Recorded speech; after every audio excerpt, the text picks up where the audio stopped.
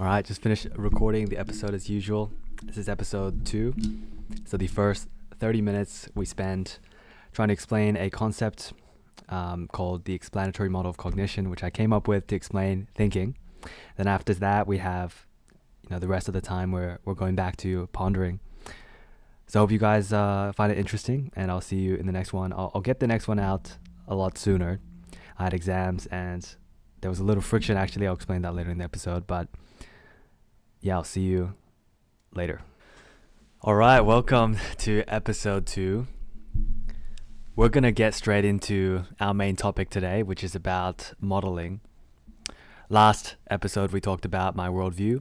And on the final layer of my worldview, I talked about how there is a reality and we make models of that reality in order to navigate and do things in the world.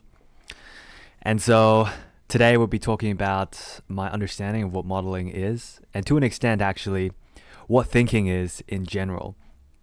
And I'm very introspective, very meta cognitive, whatever you call that. So I'm always interested in how we think, because then we can improve it, right? Now, last episode, the explanation wasn't as concise, wasn't as great, because I was winging quite a complicated, not complicated, just a very large concept, a lot to get through. So today we made some notes, I did some prep, and so we're getting into it. And so this is called my explanatory model of cognition. And the reason it is explanatory is because it does not describe reality. It does not describe any biological processes or anything like that. It's just mainly to have some sort of language to speak about the types of semantic things that must be happening when we're thinking. And yes, that's why it's explanatory, and we're just going to get into it. The main question or the main goal this kind of answers is giving us some sort of model, and we'll get into what model means. It's self-referential to actually talk about thinking, because what exactly does thinking mean? When people say I'm understanding, like, what does that even mean? We have very vague language to describe thinking itself. It's always kind of this amorphous process. It's just kind of happening. I mean, it doesn't help that we have no control over what we're thinking about. And that's actually the disclaimer I want to get into, which is that while I'm explaining this kind of process or language of thinking, we don't really have any idea how any of it works. First, we have no idea how consciousness works. And even, we're not really aware of the thoughts that are coming into our mind. They just kind of appear. Like, the next thought I'm going to have is just going to appear in my mind.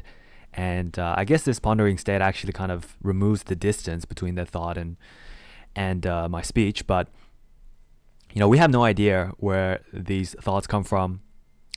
So this is all very speculative.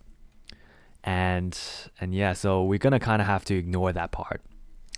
And a couple distinctions, about that. There is 2 distinctions I like to make. First is the subconscious versus the unconscious.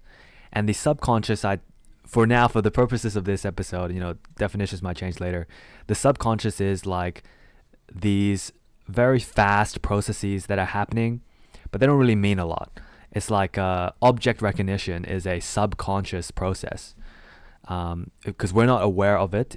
It's underneath our consciousness, but it doesn't really mean that much to us. It's kind of just something that happens. But the unconscious, for now, is going to mean something that is happening in the background but does mean something, right? Like, the emotions come from the unconscious and things like that. So the unconscious is like a deeper part of us, whereas the subconscious is just a process we're kind of not really aware of. And with that disclaimer, I guess we can get into it. And one more thing, I guess, is this model will not talk about memory. Memory is a whole different field. I feel like it's more understood, or I have not that much experience with it. So we're just going to ignore memory, just going to have to pretend that things, use memory in a reasonable way. And so we'll get into it. And as I said, the main goal of this model is to explain what thinking is. And we start from the beginning, first principles. Very similar to the worldview, actually. We're going to start all the way from our present moment and how we're taking in sensory information. And obviously, we don't really there's a very there's a lot of categories of sensory information. We have our vision, we have our senses, but also I guess we have our internal sensory experience, such as emotions and thoughts. To an extent, is actually an experience. And to start thinking about thinking and to kind of build models around it, to start manipulating these ideas, it helps for us to break down this otherwise kind of continuous sensory experience into something that is discrete. So we're gonna just create this concept of a discrete unit of experience. And basically we're saying that for every type of medium of experience, there is this very small unit, right? The very smallest unit of experience. And an analogy for this would be, for vision, it would be like pixels on a screen, right? And I think our retinas do have pixels, but it's very small. We can't really see it.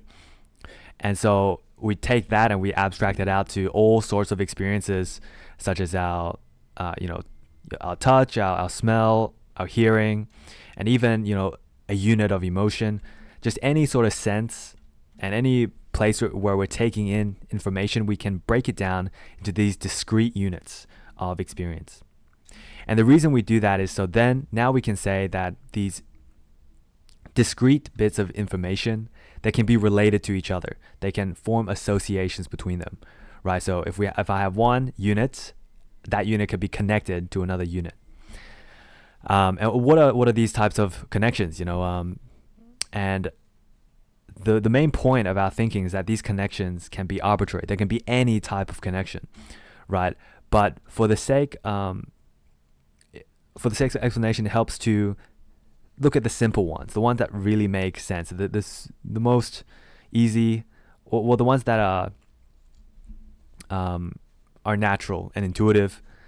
And we can start from the physical world, which is that one thing is next to another, right? This is to do with vision. We can see like this pixel or this color is right next to the other pixel, another color. So as you can see, that's an association, and the association's meaning is that it's next to it. And then we could go, even more simple actually. We can say, one unit is similar to another unit, right? So that is a type of association, that similarity. And we can, obviously do the opposite, which is this unit is not similar to this other unit. And then we can start to build on that. We can say, this is before that. This unit related to this unit in the sense that it's before, it's after. We can say temporally. And then we can start to build some more complicated ones like, time. Yeah, you get the idea. There's a lot of different associations that can be made. In fact, everything can be made into some sort of association, and they're completely arbitrary. But I guess from these basic ones, we can build up to more complicated associations. And so we have units, and units can be associated or related to other units. And just for the sake of semantics, we're just going to call like associations, connections, or relations, they're just synonyms. They all mean the same thing, which is where you form a connection between one unit and another. As now we have that, we get to the definition of what a model is. And a model is any two or more connected units of experience. And so, if obviously when it's really small, when it's just 2 pixels, it doesn't really mean anything. But if we zoom out and we look at any object, say like an apple, you can kind of see for the vision, vision medium, the visual medium, an apple is like all the pixels that surround that apple that are connected to each other through that way. And the same goes with concepts. Now we're going from the physical world into like the semantic world, but a concept again would be every bit of meaning connected to form around that concept. And of course a model also has a boundary, right? So like 2 or more connected bit units, but they stop somewhere, and that stopping can actually be thought of as another connection, in the sense that it's like the dissimilarity connection where this is that concept and everything outside of the boundary is not that concept. but there is some sort of boundary property to these models. And now these boundaries are often not very clear, and most of the time they're not clear, but there is that property. So a model is any two or more units, connected units that have some sort of boundary property. And that's exactly what a model is. So when we're talking about modeling, we're talking about, grouping a bunch of these, sensory units together to form one cohesive thing. And our minds treat these models as a special cognitive entity, and we're able to do novel things with it that perhaps it will make sense later, but we'll just say that for now. And then the relations now get to start to get more complicated. So where was it? All right, sorry, got distracted for a sec. So the relations get more complicated. And in fact, when the relations get more complicated, what we can do is we can think of them as models too. And we'll get into maybe an example later.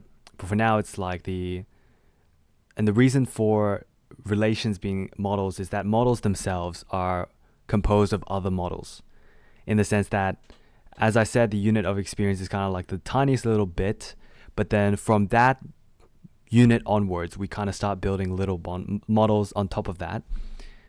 And you can kind of think of it as, an apple. We're going to go into like the conceptual space. An apple is made up of the skin, the fruit, the seed. And as you can see, these are themselves models. Like what is the skin is also a model. What is, the fruit is also a model. What is the seed is also a model. And you can even go down, like what is making up of a seed and things like that. So each model, you can go down and break them up into little bits, and you can go up as well to group models together to make a bigger model. And the process of going down, we can call analysis, and the process of going up, we can call synthesis. And we'll get into that later. But models, it's models all the way down until these units of experience, and models all the way up. And so are relations models, because they can be composed of other relations as well. And on models, there's kind of, two specific types of models. And that comes from the ability for us to abstract stuff. Now, as I said, there's, units of experience or little bits of models. And, we form connections between these units. And then later, when these units become models, we form connections between models. And when you abstract something, what you're doing is you're taking a skeleton of the model, of the connections, and you're taking out kind of the perhaps common thing, or the thing that can be used in a general case. So the parts that can be applied to other things. So if you have, 5 instances of a specific thing, and you look at the similarities, and you see that, this unit connected to this unit is similar across all 5, you can kind of abstract just those units out, and that becomes a abstraction, right? And an abstraction is, different to a specific instance of something, in the sense that an abstracted thing can be applied to new things. So we have this ability to abstract things out. And those are kind of the two types of models, like an abstracted model versus an actual instance of a model. And the example here is just, a specific instance of an apple that's in your cupboard, or the idea of an apple, which is like the abstracted thing. Now, of course, there's a lot of details to go with abstraction, things like that, but we won't talk about any of the specifics. And the thing about these models is that they are special because our mind is able to make sense of them because they're connected. Now, a fact is like, one unit connected to another unit or a couple other units, kind of very linear. But a model is kind of non-linear in the sense that, there might be 20 different units connected in however many ways to other units.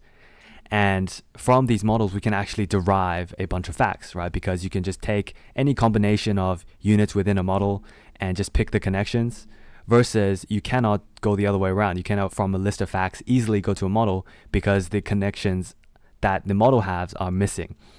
So that's something special about models. And we have this like unique ability to work with these models. We can add models together. We can kind of move models around.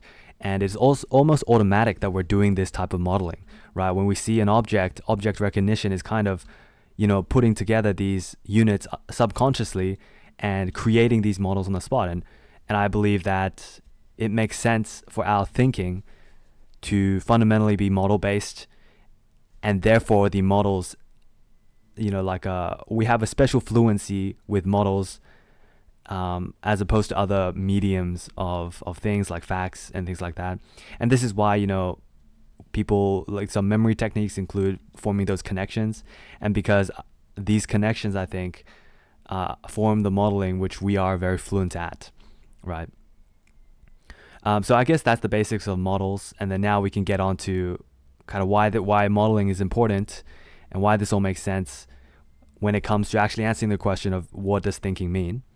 And to do that, we introduce two new concepts, which is that we have some sort of cognitive workspace, which is like a short-term memory, and we also have attention, right? And so what happens is, we have our cognitive workspace, our short-term memory, and every moment there are units of experience entering into our workspace. And fundamentally what thinking is us attending to each of these units as they come in and associating them with the right models, and making sense of things is really just forming enough associations around a unit for us to be satisfied with it, right? And what that satisfaction means is, different for everyone, because everyone's understanding of things is different. But if it makes sense to you, it means that you think you've made connections and associations enough that you have some sort of threshold where it makes sense to you. And this is why, we say things click, because after, trying to think about it more, the association finally becomes apparent between the thing that you weren't able to connect to, everything else, and it being able to connect. And that's like the clicking, and that's the feeling of clicking, because you're making the connections where you couldn't have made before. And so that's what thinking is. And so recap, we have these units of experience that come in, and we make associations between these units. These become models. And then we can do operations on these models, and these models can be connected to other models to form bigger models. And fundamentally, these models are how we think. And if things come in and we're able to make the right associations that make sense to us, that is called understanding. And if we cannot find the right place to put a unit or make the association, then we're confused, right? Then we have to try harder. And the reason this kind of works, I think, is because reality kind of works also in models, right? Because reality is composed of matter, which can be broken down into different levels, and each level are influencing or associating with other units of that same level above and below. So it's like we're putting a mirror, or we're trying to make a map of the world using these cognitive units and using these cognitive models. So that's kind of like a basic overview of the concept. There's a lot of details to it I'm sure I've missed. I might add on later.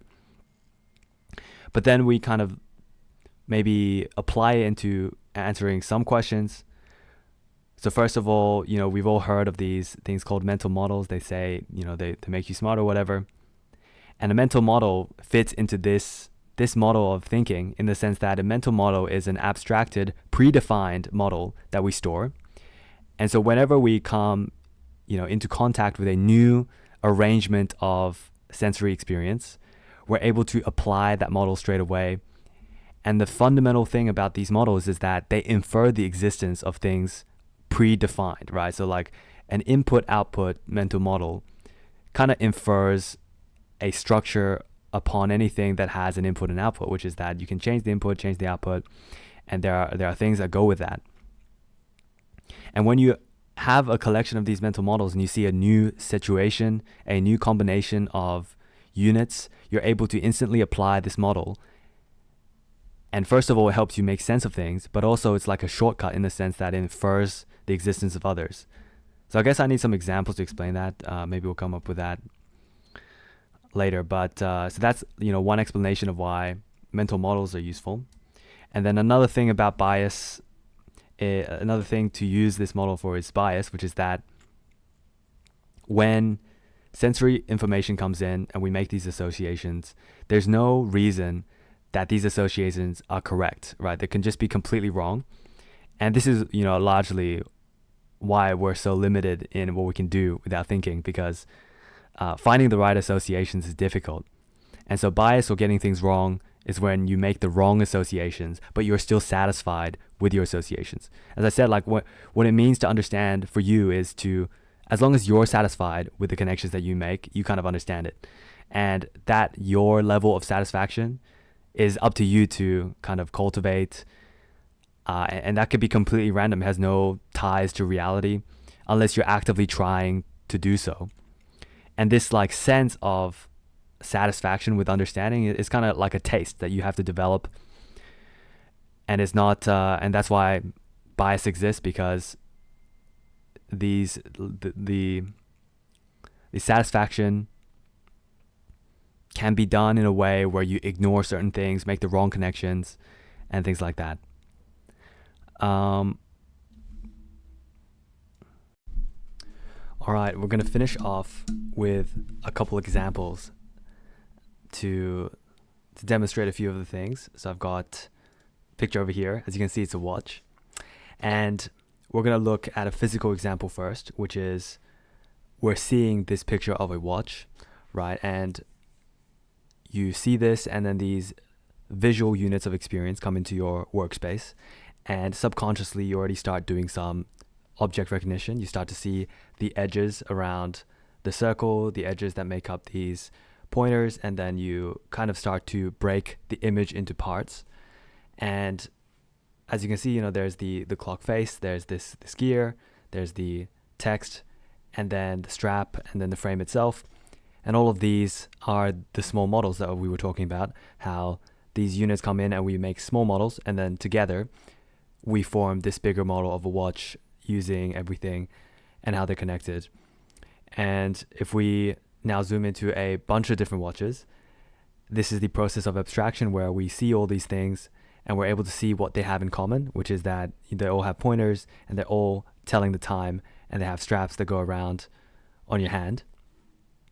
And so that's a physical example of an object, like a real life object, that would use this model. And now we're going to go to more conceptually to the concept of being late, right? So you can imagine the concept of being late. There's a couple different units. Now these are conceptual units, so no longer really any sensory information, but more concept information, concept units or models. So we have the concept of the current time, and then we have the concept of what time you're supposed to be somewhere. And then obviously these two have a relation, in the sense that as the time moves, it'll either be early or you'll be late. And different lateness is related to the event, in the sense that each event's penalty for being late is different, and same goes for being early as well. So these are all kind of conceptual models of an event, properties of an event, that are being related to your current time to form this concept of being late. And again, this is an abstract concept, being late, and now you can apply it to a specific event that's coming up. Say you're visiting your friend, or you're going for a lunch. Now this is a different set of parameters. You're actualizing this abstract concept being late, versus if you're late for a flight, where now, as you can see, these two events have different properties, the strictness in which you have to be there, and also the consequences of if you are late, by how much. And as you can see, this is again applying a model, in the sense that these are concepts, they're related to each other. There's an abstracted version, which is the general concept, and then you can implement it or use it to match onto specific situations. And now we can go into an example of how a mental model is able to help us. Now this is a very simple one, but it's to demonstrate the fact that the point of mental models and why they're good to accumulate is that they help us infer things that otherwise would take effort to connect. And I want to, I guess, also add on that it takes effort to form associations, even if the associations a lot of the time are very small. To continue thinking around a problem or around anything at all, you have to put in effort to form those connections. And so mental models kind of give a shortcut because you already have this structure defined that's able to infer things. And we'll go for a very simple mental models example, which is the cause and effect. And we apply that now. If you see a puddle of water on your kitchen floor, you infer that there must be a cause because there's an effect on the floor. Now, this is obviously very simple and it's almost intuitive, but you can extend that to other mental models which are more complicated, in the sense that you see something, which are your current units and models that you have in your workspace, and because you have knowledge of these mental models, you're able to apply them to infer the existence of something else, in this case, the existence of a leakage or something that has caused the water to be on the ground, because it doesn't get there without a cause. And then finally, an example to showcase that models are composed of other models. And really, this is kind of systems thinking. So let's take a restaurant model. And now a restaurant is composed of a bunch of different submodels. There's the kitchen, there's the dining area, there's the service. And of course, each of these have sub-units and relations, such that the kitchen, has stoves, the ingredients, and the chefs. And the chefs are obviously relating to each of these units in the sense that they're operating them to create food. And then obviously the dining area has tables, chairs, and then customers, and how they're related to each other in the sense that, chairs surround tables and then customers occupy the seats. And same with service, you have waiters, you have orders that are being taken or getting fulfilled. And all of these relate to each other as well. So there's multiple levels. So obviously the customer can relate to the service in the sense that they have communication, there's expected patterns in the way they interact, and there's feedback as well. And you go even lower in the sense that, there's a lot of different communication events, such as a greeting. There's a lot of patterns, such as like the order, and how complex the order is. And then how, you can say tipping relates to how satisfied they are. As you can see, there are quite a lot of different layers of units, how big the models are, and how they're relating on multiple different layers. And so that is some examples to demonstrate what the model is about. And then finally, we have just a couple more things to add on, in the sense that there's a term of explanatory power. And in the context of this model, it almost makes intuitive sense in the sense that if a model is able to connect and relate more observations or more units, it's more accurate and more likely to be correct. And this is a way for us to evaluate truth or sophistication of an idea. And we'll get into evidence and all the different types of evidence in the future, but explanatory power I value highly because this model inherently is about explanatory power and how you have these set of observations. And even though we're talking just about thinking about our mental workspace, we can just as much reflect that into any problem or any truth claim or any situation, and say that if a explanation of a situation can link and associate all these different events, which are kind of mirrored in our thinking, then we say that is a good explanation. And that's exactly what explanations are, which are being able to explain and link all the different units that are there, that need to be introduced and accounted for. And then these models, we're currently updating them. And again, this is explanatory model in the sense that we don't really see these models, right? We don't have an idea that these models exist. I mean, we can't really recall a model, but they do exist because it makes sense how we're operating on them, and we're constantly updating them by taking in these new experiences, these new models, and ultimately it's all happening subconsciously. But what we've done is we've given specific words or vocabulary, almost cognitive vocabulary, to describe certain things and now describe our thinking process. And then we can take this one more and say that time itself is also some sort of unit, in the sense that actually, obviously relations are sometimes temporally bound. We can say there's like this abstract dimension of time, and that each thing can be related at different sections of this time. But basically, the reason I bring time up is because alongside explanatory power, we can also say predictive power is also very important, in the sense that if you have a model that's accounting for a lot of different things, then in theory it should also account for what will happen in the future, accounting for this for the time dimension as well. And so those two factors, explanatory power and predictive power, kind of embedded also in this model of cognition. And so that's about it. Let me see. And to recap, basically, we have a sensory experience. We take in the sensory experience, both visual from our senses, but also internally from our thoughts. And we break them down into discrete units just for the purposes of this model. And then we say that these units can be related to other units to form arbitrary associations. And these associations might have came from, just the physical world, from just things being next to each other and us observing how things are. And we could have abstracted that out to more conceptual things.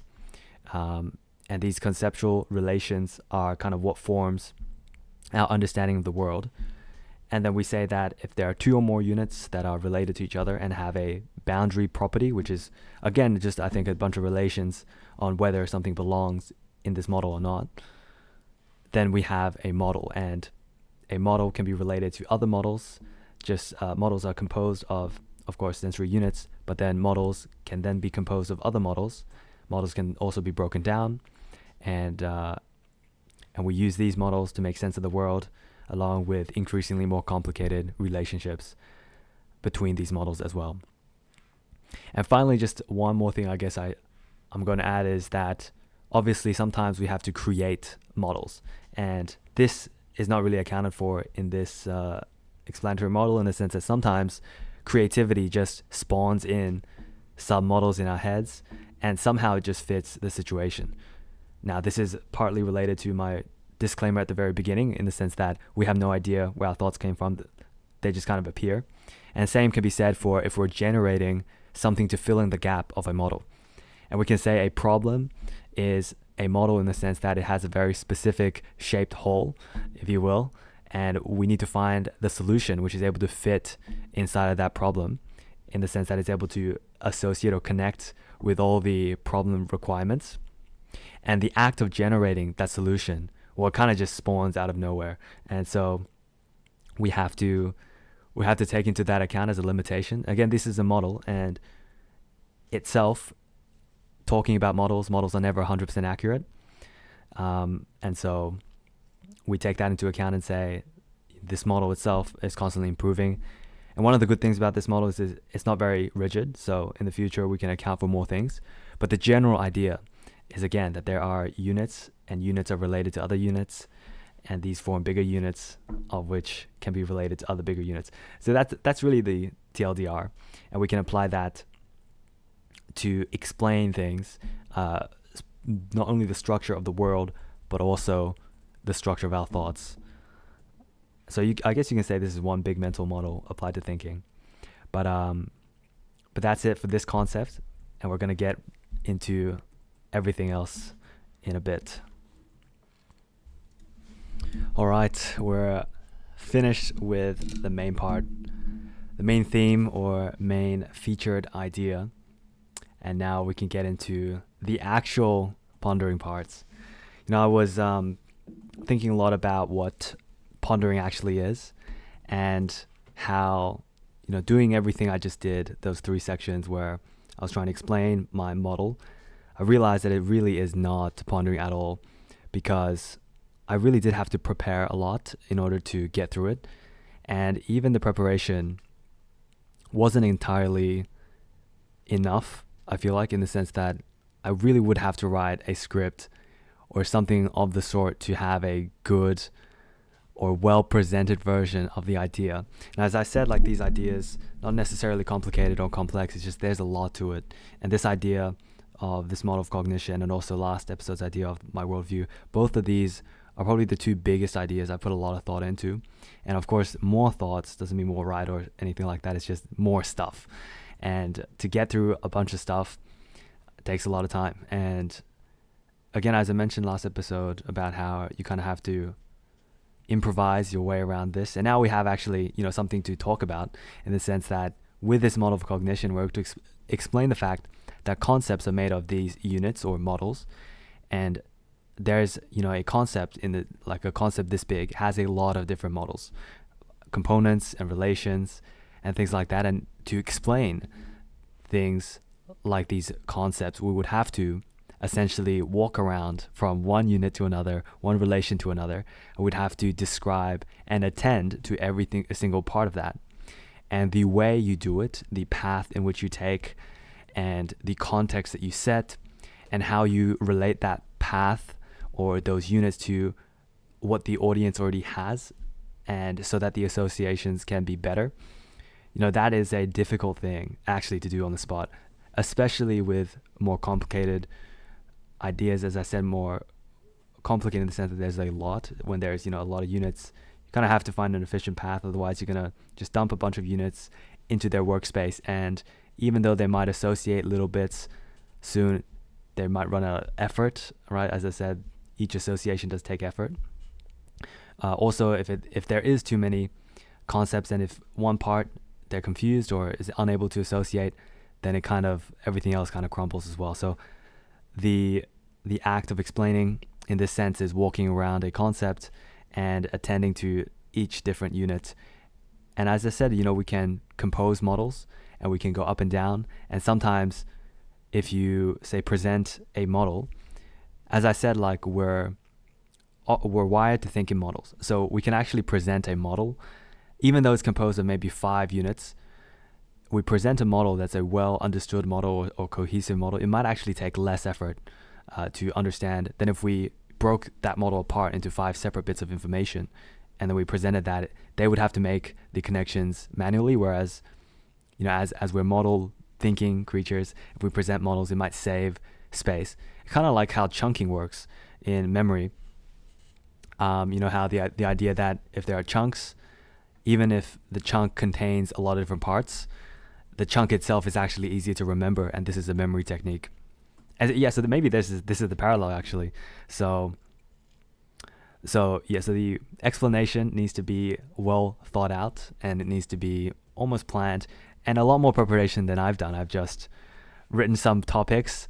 Last time I didn't even have topics. I was just going full winging it, but I had a list of topics I had to get through. But even then it wasn't easy to fully explore those topics. So I think what I'll do instead with these more complicated ideas is even a explanation like this in the show is more of a draft, and then eventually we will get to a point where we do a full presentation with slides and everything like that. And I think that would be a clear explanation of the idea and more efficient, because it's just hard. And one of the things I realized is good explanations always have good examples, and it's actually the example that's the easiest for people to relate with, because an example is always an example always makes sense. And it makes sense in the sense that the models that people use to model the examples, like the raw examples, not applying the new concept, but like an example, is already there. And that's the point of the example. It's like it's easy to understand what's actually happening. And that kind of sets the groundwork to add on whatever new concept you're explaining. And because you have something that is already understood, you can easily add something on, and the connections are really obvious, right? But to actually come up with an example that's able to have the right slots for every bit of the concept that you need to explain, and to come up with that on the spot is actually incredibly difficult. So think about the examples I just gave, right? So the watch example, basically it had to be an example where there had to be a lot of different components, physical components, and these components are easily distinguishable, and we can see how the visual shapes make up that bigger shape. And to come up with an example, so those are kind of like the requirements of the example, because only with those requirements can you add on the new concept of, the model itself.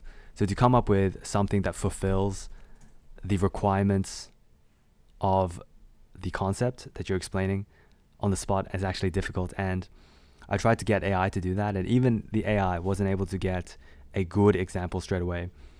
So I think part of the benefits of writing a script or doing prep is that you're able to spend time to create these examples.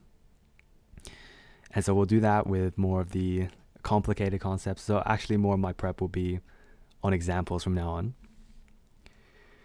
And then we'll talk about, how this isn't so much pondering. As I said, like when I was explaining, I was really trying to recall the concepts that's already in my mind and then making my way around that concept in a coherent way. Whereas pondering, the more I think about it, the more I do it, is more kind of this free-flowing exploration. And even though that exploration does involve explaining stuff, it is not the explaining that causes the pondering. It's more the explanation is more of the description of the pondering itself. And really what pondering is really just random thoughts that just come in your head. It's like if you're meditating and you try to observe your thoughts. Pondering is almost that exactly, except there's something that is pulling at your curiosity towards a direction, and you're able to kind of, as I said, it's a momentum in the sense that you're traveling from your current model. See, we're tying in the concepts now. The tie-in, so you got your model and it's something's pulling you towards another state of the model, towards another area, another direction, and you're kind of just wandering off in that direction, and then you can see all these new units and models being generated, the connections, and that is the state of pondering. And it's not really something where I'm trying to walk around a concept that I already know. Now, sometimes when I'm walking around a concept, apologies for the camera, sometimes I walk around a concept and it is the case that a new unit is discovered. And this is actually, I think, what people mean when if you try to explain something or try to teach something, if you try to write something down and polish it, you're going to make your thoughts cleaner. And that's definitely true in the sense that if you're trying to walk around a concept and now you can see where things don't connect, where relations might not be obvious. But this is, again, separate, very separate from the pondering process, which is a fundamentally generative force, right? Because, again, you're being pulled by something, and whatever direction you go down, you are creating the footpath right in front of you as you're walking, almost. So it is quite a different state, and fundamentally the difference and why sometimes we do need preparation, I think, is that pondering doesn't really care about context. It kind of just goes, and the context is in my head, right? So everything that I ponder makes sense to me, but to actually explain it out loud, it won't really make that much sense. And so it's not a good idea, I think, to only do pondering, because then everything is purely scattered all the time, and it would only really make sense to me or an AI that has a lot of context. But I guess these shows that especially, in this beginning stage, really it is just for AI. I don't think it makes sense just yet to be listened to necessarily, but it will be good 5 years from now, because then we can look back, and again, I talked about in the first episode, that traceability of being able to see the progression and being able to capture that within this very natural medium of speech, I think there is something there. And now, I guess, more to the admin of the show. So the idea now, I think, is that we have at the start of the show something of like a featured like part, right? And a featured part can be an idea, like this idea. I've got maybe 3 or 4 of these ideas as complicated as this that are truly mine. And then, so it could be that, or something I've been working on, an essay perhaps. And then there is other things we can do, such as perhaps a reaction to a video on a concept, or actually, I was looking into Obsidian slides for potentially using slides to do this first part about the model. Ultimately, I didn't go with it just yet because it does, as I said, like require a lot more prep and writing a script and everything. But I was looking into Obsidian Slides, and one of the people that I know uses Obsidian Slides, this YouTube channel called No Boilerplate. And recently, literally a couple of weeks ago, I think, they released an episode about Vim. It's about Vim, but at the start of the episode, they were talking about how writing is the best way to think better, and that speaking is not a good way to think. And they gave an example of, I think, someone speaking out their thoughts, and it was really messy. And of course, that basically contradicts what I'm saying all about this pondering state. So, that could be a reaction video, which I could do next episode. So something like that. But everything to do with this feature part is something that I have to prepare for. And so unfortunately that does add friction. And this is actually why it took me so long to get this episode out. I mean, I did have an exam, but coming up with the example and doing prep for that first part added the friction, but it was necessary. And so we're going to have like a feature part, and then we get into this state, which is pondering. And pondering, as you said, is very unstructured, but we have, a couple of topics. Also, I was thinking that whatever new idea I come up with between, during an episode's period, we can also talk about. I've got a couple here actually. So let's see. So one cool idea I thought about recently was the rationalization lottery, I call it. So, we're always coming up with stories to explain stuff. We're always rationalizing, essentially. And this is kind of, our entire experience of the world. We're just always rationalizing. And, great inventions and great ideas, I think, are just us rationalizing into something that's actually correct. Because every time you rationalize, you're given a set of observations, a set of models, as this concept explains. And we're making connections, and these connections infer other connections, and we kind of build a whole story about these observations, and that is our rationalization, right? And in fact, it's very unlikely that from your set of observations, your rationalization is going to be correct, because you don't have the full picture. You're never going to get the full picture. But sometimes, just by luck, right? This is why it's a lottery. You do get a good story or a good model of what's going on just by the little bit of information that you have. And because we're doing this rationalizing all the time, sometimes it's bound to be right. So I call that the rationalization lottery. And I'm very guilty of that. I think basically all of my ideas come from rationalization, and some of them, of course, hit the lottery. So those ideas that kind of just come up like during the day, just randomly appears. And so I can go over that, just speak a little bit about that during this part of the show. This is like the part 2. Part 1 is like the featured plan part. And then part 2 is this more free-flowing. And that way we kind of get the best of both worlds. Hopefully. We'll see. But yeah, and then some other ideas. I have this another idea.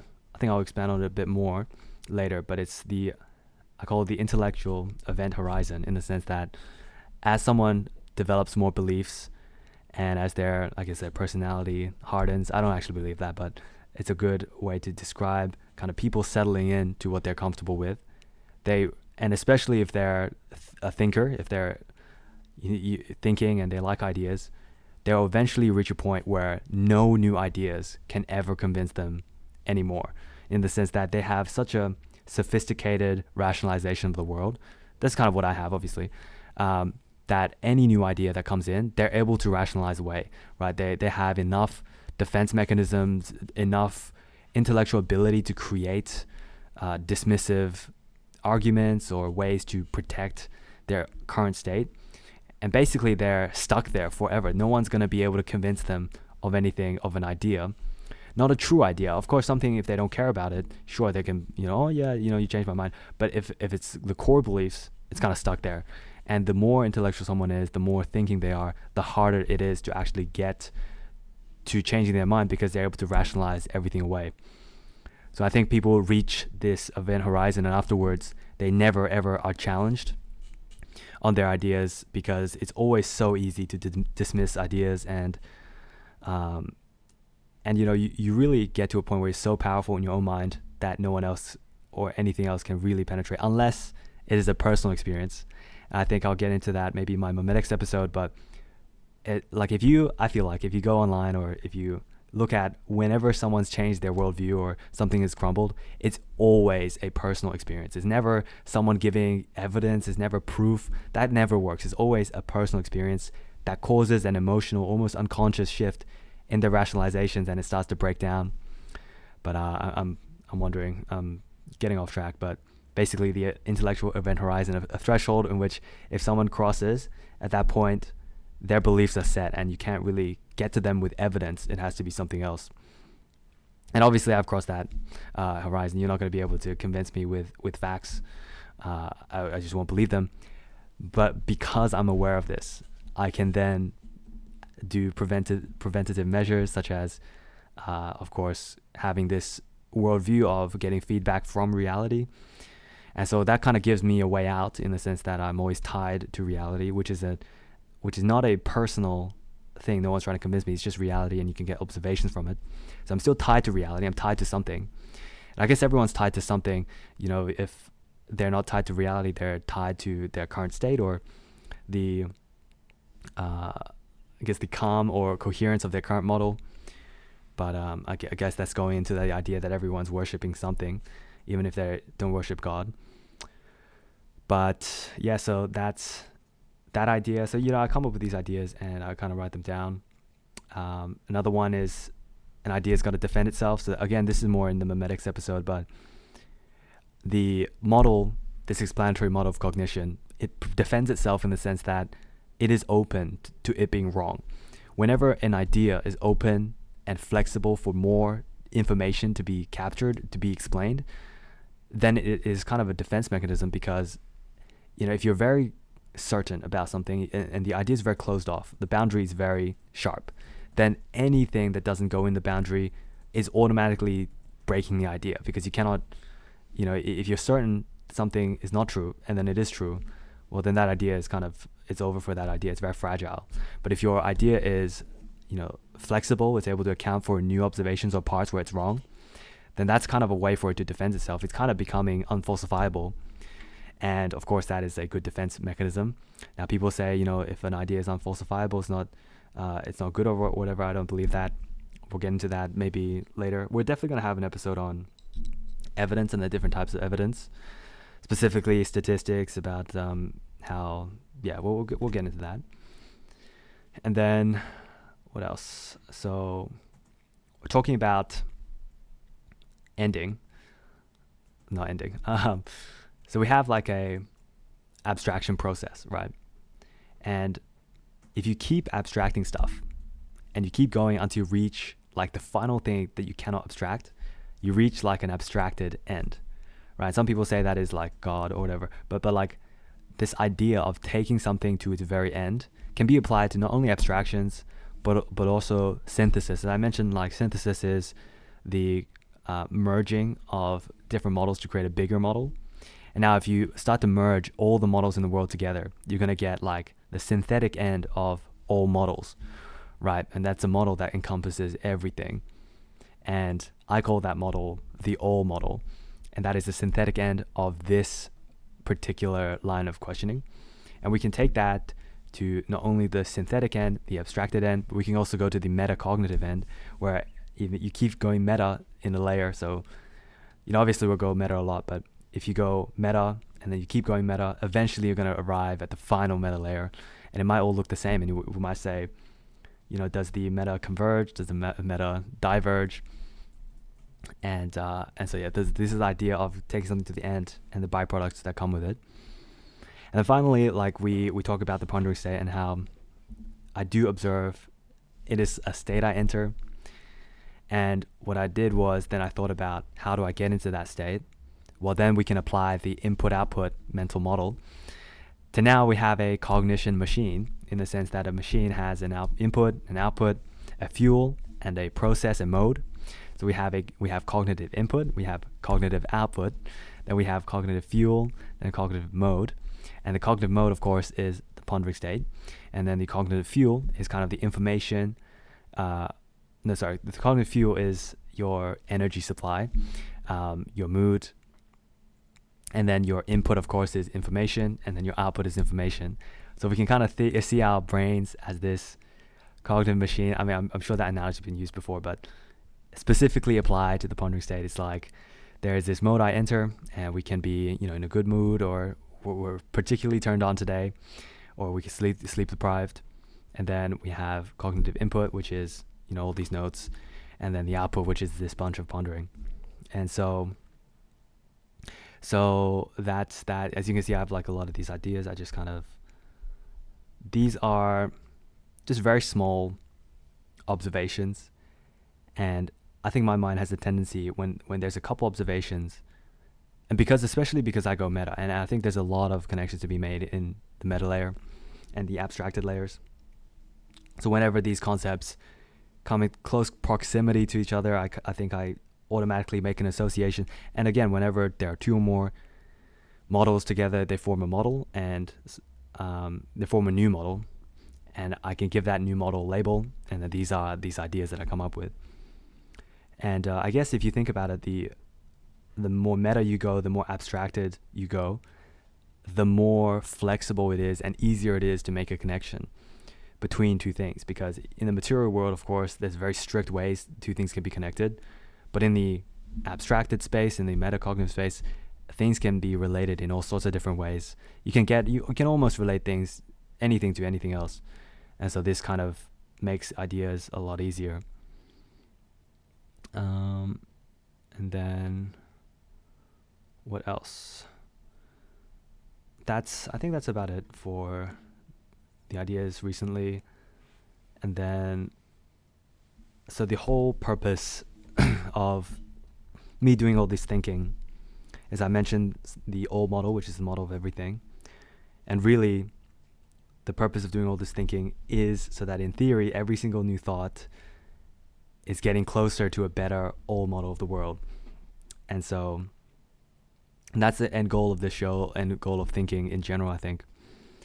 And that's why it's very important for me to tie it back to reality. Otherwise, the old model is going to be about something else, a made-up world. But that's not so useful. Of course, again, at the very start, all the way last episode, I said the number one most important thing about worldview is to be able to take effective action to achieve the things that we want. And this old model is built through this thinking process tied to reality, and that's the goal.